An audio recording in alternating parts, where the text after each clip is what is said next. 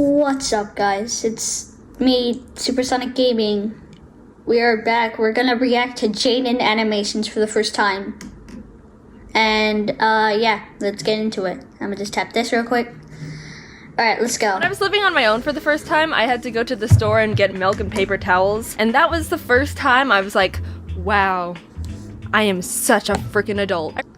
I agree. Really appreciate the childhood my parents were able to give me. I'm really privileged to have grown up in a functional house where my parents didn't want me to die. I made a parent stories video a little over a year ago, and I rewatched it to make sure I didn't repeat any topics. And all I'm gonna say is those stories and animation are not worth 10 million views. Yes, video, I agree. I don't like it. I don't like that video. My parents were really big on manners and being polite. We've got some Asian blood in us, so we can't bring dishonor to our family. Can't. We do all the Whoa, typical that does things scare like me. call adults Mr. and Mrs., ask to be excused from dinner, make sure to thank everyone for everything ever, bow to our superiors. When my mom had new people come over to the house, she would make me introduce myself and shake their hand, and then when no one was looking, she'd pull me aside to a different room and quiz me. What color are their eyes? That was my mom's training course to get me to be good at eye contact, because I guess I used to be stupid and not look at people when they talked. But I remember that kind of backfired because I'd be so focused. I'm an eye contact wizard, is that I wouldn't pay attention. So, I used to not be able to do eye contact that good. I would just be like looking at just I don't know, just at random stuff while listening to them talking. Just like looking, like if my teacher's talking during school, I just look around the classroom and it's just like, yeah. I also zone out during class. Anyways, let's continue. To what they were saying. Hi Jaiden, how are you? Alright, loser, I've got a quiz to take. Now that I've got 20 years of aced eye quizzes under my belt, I'm an eye contact wizard. I graduated top of my class in eye contact. I've got eye contact master's degrees. Well, every once in a while, some people make me nervous and I get shy. But other than that, I'm an eye contact powerhouse. I realized more recently that I think sometimes I go overboard and just end up staring at people by accident, and it's very weird, and I'm sorry at everyone. My mom would also be really strict on me saying pardon all the time instead of what? Like, she would say something I didn't hear, and I'd go, what? And she'd stick her head around with, pardon? I don't ever say that. All I say is just like what or huh. But now I say what a lot. I used to say huh, but not anymore. I say what. But I don't ever say pardon. I wouldn't be a bimbo and be all, what? It's not like I was being a rude moron. One time my friend told me, Jaiden, I think you're the only person I know that says pardon. And like, that's all fine and dandy. I could respect my mom's request to use an underused polite word. But I can't. Because she's even worse. This is what she does. Mom, did you put my book somewhere? Huh? Objectively speaking, what is exponentially better than a huh? I started mocking her whenever she did it, and then she gradually stopped bothering me about saying pardon. Also, I realized I never told you that I had a lisp as a kid. My parents meme on me about it all the time, and a running joke in the family came from when I used to be babysat by my mom's friend, who's Italian, which means she'd talk like this and have her house full of a spaghetti, and oh mamma mia. I'm only happy. I think I know what's gonna happen. She's very Italian. Yahoo! She would make pasta for me all the time, and whenever she would ask what I wanted for lunch, I would pathetically go, pasta with no sauce! I wanted pasta with no sauce. And now, if my family would be having pasta for dinner, someone would end up going,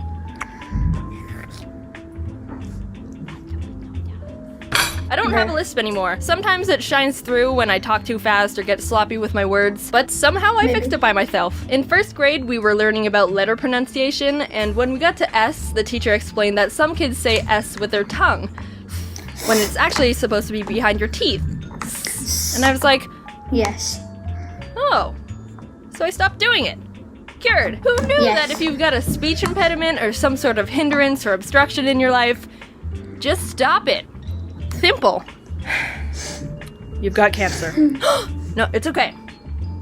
Just stop it. When I was learning how to swim, my mom and her friend, who also had a daughter my age, hired a swim instructor for us. And I don't remember a single thing about it, except that she made us hang off the edge of the pool and just shimmy across the side. But I was terrified of these filters against the side and always refused to go across them because I was scared of being sucked in or something. I don't know how I passed that class because I refused to do the exercise. But at least I knew her eyes were blue. And then at the end of each lesson, she'd give us a piece of licorice, like we were dogs. I didn't like licorice. Oh yeah, and also this one time I almost drowned and died. So my parents were having a bunch of their friends over who also had kids for a pool party. There were a handful of pool toys like blow-up dolphins and beach balls, but we also had this floating foam mat. I was doofing off doing my own thing, and at one point when I was underwater, the mat drifted over top of me. When I had to go up for air, I hit the bottom of the mat, and I was like, No.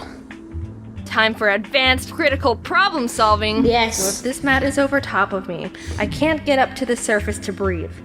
So Yeah, what you do I can't. do? I got it. I'll simply Yes. become a child Hercules and lift 3 6-year-olds from underwater into the air with my twig arms. Rather than using one of my 4 brain cells and swimming 2 feet to the side away Brain from the cells. mat, I decided to Just try like and 3 just brain cells. bench press my way to survival. Oh, One of the not adults working. realized I was being an idiot and also dying, and instead of being like, well, survival of the fittest, he dove in and saved me. So I Yeah. didn't end up drowning of stupidity.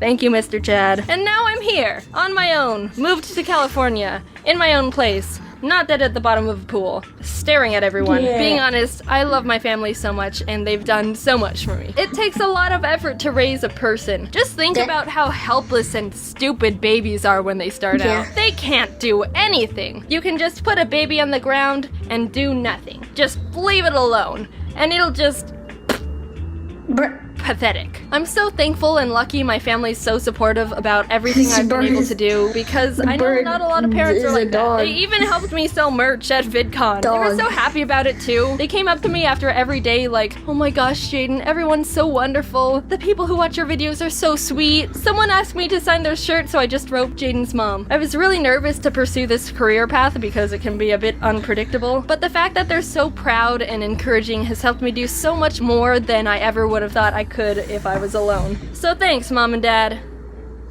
Brown, Hazel. So I just got back from VidCon Australia, and I wanted to say that that was... Anyways. Alright, we're gonna go to the next video. Injuries and being At sick. Amica, we know the most Here, let me- important part of the car is the driver. Yeah, we know. Here, let me. Thank you. Being sick is the pits. I should know. Yeah. Because I'm sick right now. You can probably hear it in my disgusting nasally voice, and I probably shouldn't be recording a YouTube video right now.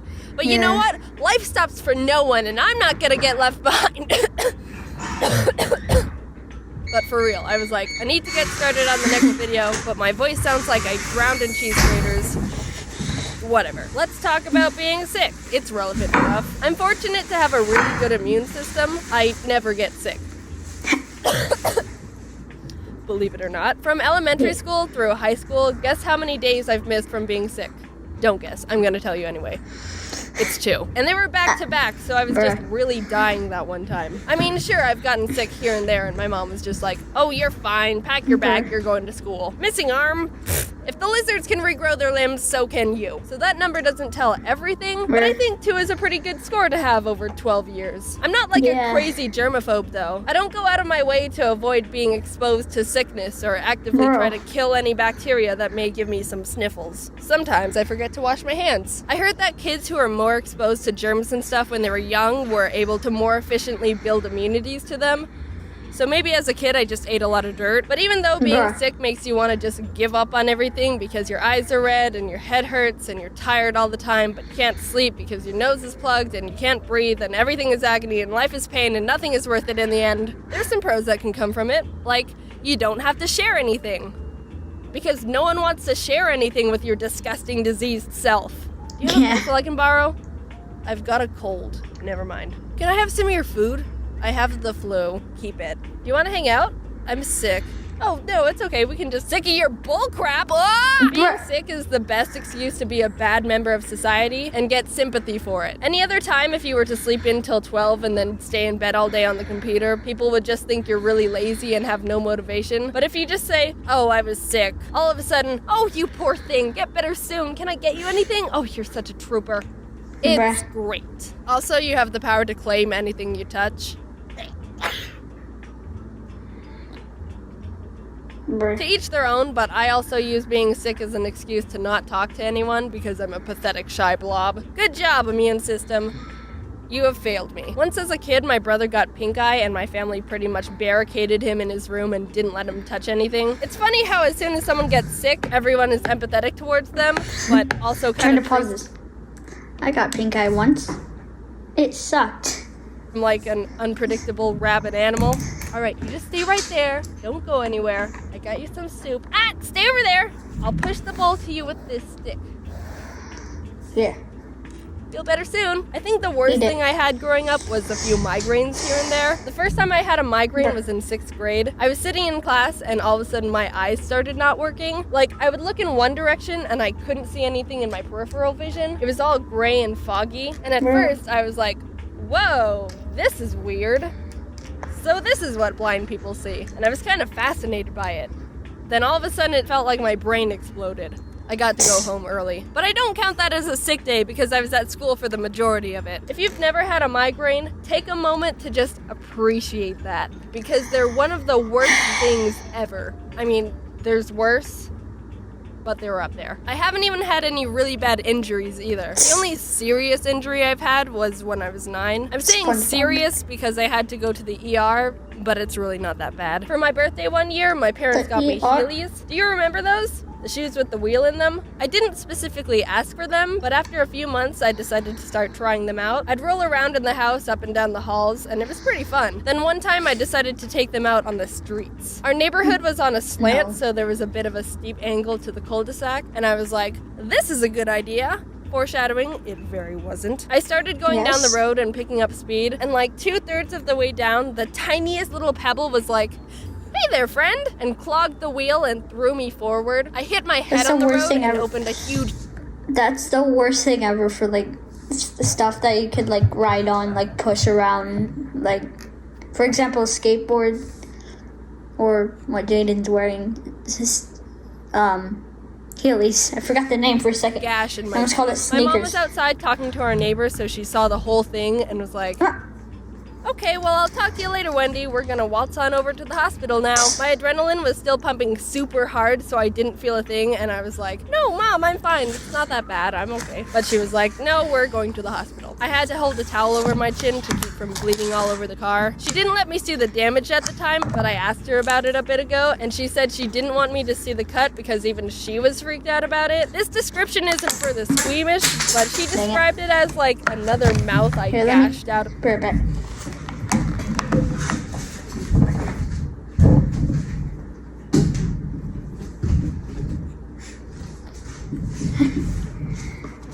Something to show. It's this little thing. Dumb thing. That's this thing. Anyways, I was looking for this little thing.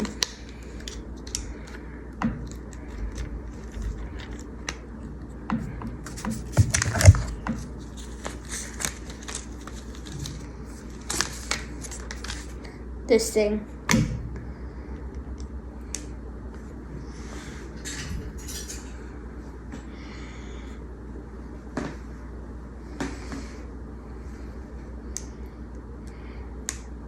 There we go. Alright, I'm gonna get this back on.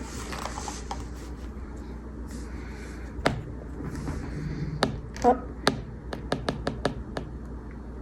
My head. Hey friend, sorry about all this. Okay, yeah, it's probably for the best you didn't let me see that. So I went to the hospital and ended up getting 3 stitches in my chin. When I was waiting for the doctor, a doctor from another room walked in to get some water and was like, what are you in for? She hit her chin on the road. Oh, yeah, I've been there before. And he showed us a scar in his chin. And then another doctor overheard from the other room and was like, yep, same story. And he had a scar on his chin. So that was a nice human bonding experience. Heel I spindle. didn't know so many doctors had Heelys. When I went to school Dang. the next day, I had a bandage on my stitches, and all of my 2 friends were like, "Whoa, what happened?" I hit my chin on the road. Bro. Whoa! And I felt really cool, and it made me want to Really like thought that was break my cool. arm or something to be even cooler. So this video took a lot longer to get done because I've been Alright. Let's get to the last video. My trip to Japan was like. Let's see what it was like. Come on, guys! Our big adventure begins now! No Mario. Buckle up! I mean, In I've seen it October, I before, went on the but- first vacation I've been on with my family in years. My dad works super hard all the time, so normally it would be either my brother, mom, and me, or just me and my mom, and even those vacations became pretty sparse. It's been over 10 years since we've all had a family vacation, and all of a sudden we have a week to be squished together in a foreign country. So how'd Same. this one go?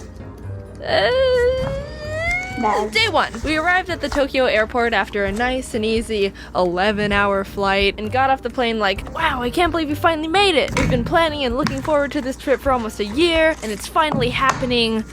Dang. How do we get out of here? We walked around the airport for 2 hours trying to figure out what we had to do, which train we had to get. We lost Dad for like half an hour in the sea of Asians. I'd already expected the worst and thought he was dead, but no worries, turns out he wasn't taken out by the Japanese mafia. My mom had to get train tickets and he had to take care of the luggage, so we split up and planned to meet at a ticket counter, but little did we know there were 2 of them on opposite ends of the floor, and as the stereotype goes, they looked exactly the same. So my parents were just grumbling and waiting for each other to show up at the opposite ticket stand with no method of communication because we didn't have Wi-Fi yet. After figuring that out and getting to the Tokyo station, we had to use the subway to get to our hotel. None of us grew up in the city and using the subway was new to us, so we had to look at the train station map to see what to do, and is this the Windows 98 pipe screensaver? What is this? Props to people who use the Metro daily or even just know how to figure that stuff out, because that's like a whole Bill Gates secret code, and the consequence of making a mistake is paying to be plopped in an area you never wanted to be at in the first place. We didn't even know how to start reading the map, so my dad resorted to the only logical option. Do you speak Cool. English? Do you speak English? Konnichiwa. Please, help us. 英語話せるわけねえじゃねえか、外人のバカ。迷子になれ。A good 90% of the time we were lost and not knowing where to go, so my dad would keep walking up to random Japanese people and trying to communicate with them in English, even though we were in a country that doesn't speak English. And when they obviously wouldn't understand, he would just try to say it all again, but slower, like that was gonna make a difference. But we found a guy named Paul who helped us out. Thank you, Paul. Konnichiwa. Japan is super different from the States. I didn't really know what to expect, but my mom and I were super hyped after experiencing and learning about the culture. Dad and Jax, not so much, but they like the food. So here's what happened. First morning, woke up early to do a Tokyo bus tour. This time, after our best friend Paul taught us the ropes, we were experts at navigating the subway. We got on the wrong train. We stopped at a cafe for breakfast, and it was at that point where I realized I wasn't going to be able to use the image translation app I downloaded to try and make communication easier while we were there. It would have been super awesome to just hover the camera over the Japanese symbols and have the phone immediately be like, hey, this is what this says. But it wasn't working the way I thought it would. I don't speak Japanese, but I'm pretty sure they weren't selling a surprised egg topped with the first time in fabric. I don't think that's a thing. Who married an egg and why is she so surprised? The tour was fun. We went to a forest with some shrines, saw some sumo wrestlers, went up the Tokyo Tower. Pretty cool Asian stuff. Second day, we walked on Japan's big famous crosswalk that looks like the B-movie's traffic system. Pressed F for the dog that waited 9 years for his dead owner to return from the train station. I love you, Hachiko. Went to a hedgehog cafe. Got on the wrong train. Hedgehog. Mega Donuki! They ate it. No. And way too much money at the Pokemon Center. Won nothing at a big arcade. And then collapsed into bed. I should probably slow things down a bit so you can really take in. Day whatever! Wrong train! Rice triangles! Tiny banana snack! My brother said it tasted weird. Walking tour! Oh god, my legs hurt! More noodles! Went to sleep. We had another bus tour around Kyoto, and one of the stops was this 1,000 golden statues temple that was really cool, and we learned about a bunch of gods. One of which I, a Pokemon master, already recognized since it was the inspiration behind Thundurus.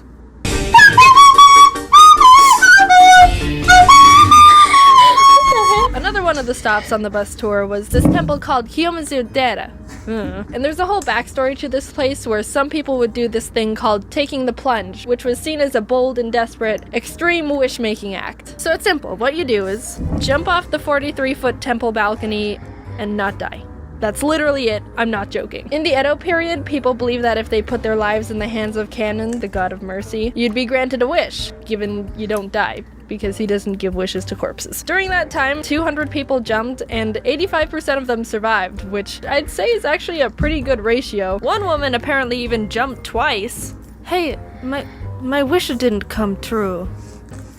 Well, I guess I jump again. Well, they don't let you do that anymore, which I think is fair, I guess. Anyway, that wasn't even where I was going with that place. There's this little shrine area at the foot of the temple with 3 waterfalls, each representing either longer life, wisdom, or love. And if you drink from one of them, it's believed that you'd be granted that particular category in life, but you only get 1 drink. Thirsty hoe. So I go up there with my long cup on a stick you get, and was watching what everyone else was doing. They would get the water in the cup, wash one hand at a time, then pour some water into one hand to drink from, and let the rest drip into the pool below. Anyway, cutting to the chase, basically, you're in the presence of some pretty intense wisdom right now. Also, there wasn't any place to dry your hands afterwards, so I got wisdom water all over my pants. After that, we saw the 1,000 red gates. You're allowed to walk under them, but apparently it takes like 3 hours to get through them all, and we didn't have that time, so we walked under like 10 and called it a day. After waking up with some French toast that was lightly dusted with a pound of sugar, my mom and I went to the Studio Ghibli Museum. I can't express how incredible that place was. I would recommend it to anyone who has an appreciation for Ghibli,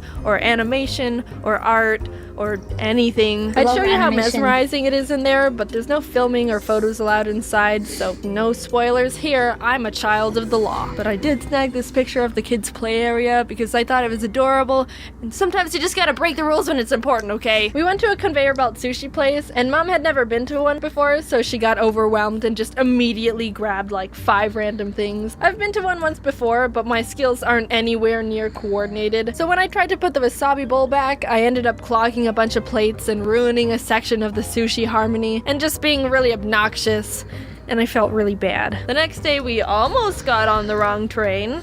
The wisdom juice is kicking in. We went to this famous Sega arcade with 8 floors. That was immensely intimidating. You know how you go to an arcade and there's always some Asian kid who's an absolute god at a game, and there's a little crowd watching because it's so mesmerizing and we're all pathetic? This is their hive. This is the enlightenment mountain they climb for 80 years and consume nothing but tears of tigers. Car racing, combat games, even the children were getting spit out the womb playing like monks. Look at this guy. I don't know what game this is or the objective here, but the aura around him is screaming, "Leave here and never come back, unworthy rat." We were also introduced to this dance game I've never seen before called Dance Rush Stardom. It's like DDR, but with less arrows and 100% more late 90s Melbourne shuffling. My brother and I tried to play it, and it felt like the whole country was like, oh god, why are they here? They look Asian, but they're white as crackers. But we got a good kick out of it, so you know what, go konnichiwa yourself. Then we left and got on the wrong train. For the last night, we went to this robot show, and let me tell you,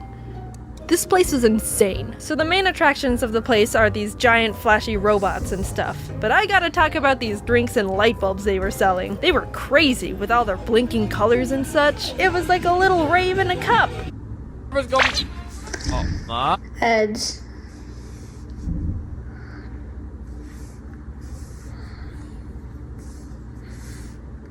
I hate ads. Like, dude, who comes up with this stuff? Benjamin Franklin wishes he did, I'll tell you that. You got to choose from like 4 drink choices, but most of them were alcohol, so I got this peach juice instead. I'm legally allowed to drink now, but I'm not the biggest fan, and who knows how outrageous the drink would have looked if I was a bit tipsy. Anyway, definitely one of the most insane things I saw, for sure. Top of the list of the entire show. Nothing compares to the little light bulb. That is very so much loud. fun, and it's become one of my favorite memories with my family. But the thing is, when I started this script, I wanted to briefly mention what we did so I could talk about how much trouble I had getting back home, because that was a whole situation of classic Jaiden I thought you would enjoy. But here I am on page 4 of the script, and I haven't been able to talk about anything. I don't like breaking stories into different parts, but we're not animating a 20-minute video. I'd rather put my hands in the life of Kannon.